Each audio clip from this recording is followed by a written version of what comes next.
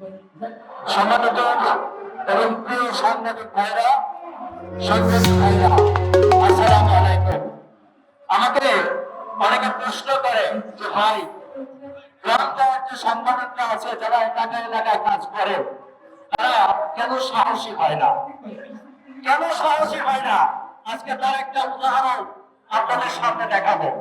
আজকে প্রেস ক্লাবে এসেছে, আমরা গণমাধ্যম সপ্তাহ পালন করছি, কিন্তু বাংলাদেশের সাংবাদিকদের আসলে কি অবস্থা এটা কেউ বুঝতে চায় না। তাই আপনাদেরকে আজকে হাতে কলমে সরাসরি সাংবাদিককে দেখাতে নিয়ে এসেছি। দেখেন, আমার সামনে একজন সাংবাদিক আছে যিনি খড়গপুর জেলায় নদী ভাঙ্গন নিয়ে কাজ করে, যিনি খড়গপুর জেলায় বিভিন্ন দুর্নীতি নিয়ে কাজ করে, খড়গপুর জেলায় যে গ্যাসের দুর্নীতি হয়, কারেন্ট চাউলের দুর্নীতি হয়, সেটা নিয়ে কাজ করে।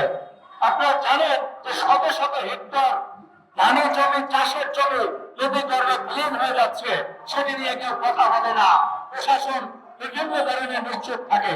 সে প্রশাসনের বিরুদ্ধে সংবাদ প্রকাশ করলে এই বাংলাদেশে কি হয় আপনারা দেখেন। আমার সামনে সাজ্জাদ আছে, এই সাজ্জাদ একজন স্থানীয় সাংবাদিক, তিনি নদী ভাঙন নিয়ে সংবাদ প্রকাশ করেছিলেন। তারপর এই সাংবাদিককে হাত পা সব ভেঙে দেওয়া হয়েছে। এই সাংবাদিকরা দেখেন দুটি পা ভেঙে দেওয়া হয়েছে। আপনাদের কিন্তু দেখায়, দেখেন কিভাবে নির্যাতন করে তার পা ভেঙে দিয়েছে সন্ত্রাসীরা। আপনারা দেখেন এই ছেলেকে দুটি হাত ভেঙে দিয়েছে। আপনাদেরকে আরো দেখায়, দেখেন মানুষ কোনো কিছু সংবাদ প্রকাশ করতে হলে দেখতে হবে, তার সবচেয়ে জরুরি হচ্ছে ডান হাতের এই আঙ্গুলটি। আমাদের এই সাংবাদিকের ডান হাতের এই আঙ্গুলটি ভেঙে দিয়েছে যাতে সে কোনোদিন পালন করতে না পারে। এর নাম কি স্বাধীন দেশ? এর নাম কি সাংবাদিকতা? সারা বাংলাদেশে ওইভাবে সাংবাদিক নির্যাতন হচ্ছে। সাজ্জাদ একটি ঘাত মাত্রা। সাজ্জাদ যদি বিচার না পায়, সেই বাংলাদেশের কোনো সাংবাদিক বিচার পাবে না। বাংলাদেশের কাছে কাছে এভাবে যখনই কোনো সাংবাদিক চলে ওঠে, যখন কোনো সাংবাদিক কথা বলে, প্রতিবাদ করে, তখন তাকে এভাবে নির্যাতন করে হাত পা ভেঙে দেওয়া হয়। সাংবাদিক সঠিক সংবাদ প্রচার করে তার পরিণতি বাংলাদেশে এরকম দেখতে হয়। প্রশ্ন হচ্ছে কেন 5 বছরের দেখতে হবে? আমি যদি সাজ্জাদের একটু পরিচয় দেই, সাজ্জাদ বাংলাদেশ পুলিশের একজন কর্মকর্তা ছিলেন। আপনারা চিন্তা করেন, প্রশাসনের একজন কর্মকর্তার ছেলে, পুলিশের ছেলে আজকে তাড়াতাড়ি করছে, সে বিচার পাচ্ছে না। একজন পুলিশের ছেলে, তিনি মামলা করেছেন, আসামিরা প্রকাশ্যে পুলিশের সাথে চাঁদা খায়, পুলিশ তাদেরকে গ্রেফতার করছে না। এ হচ্ছে বাংলাদেশের সাংবাদিকদের অবস্থা। আপনারা স্বাধীন গণমাধ্যম বলছেন, আপনারা সংবাদ মাধ্যমে সমাজের চতুর্থ স্তম্ভ বলছেন, অথচ চতুর্থ স্তম্ভ বাড়ি দেখেন বর্তমান দাঁড়িয়েছে যে যার হাত পা ভেঙে দিলে তাকে সংবাদ মাধ্যমের চতুর্থ স্তম্ভ বলে। এ হচ্ছে আমাদের করুণ পরিণতি, সাংবাদিকদের করুণ পরিণতি। আমরা সাজ্জাদের পাশে আছি।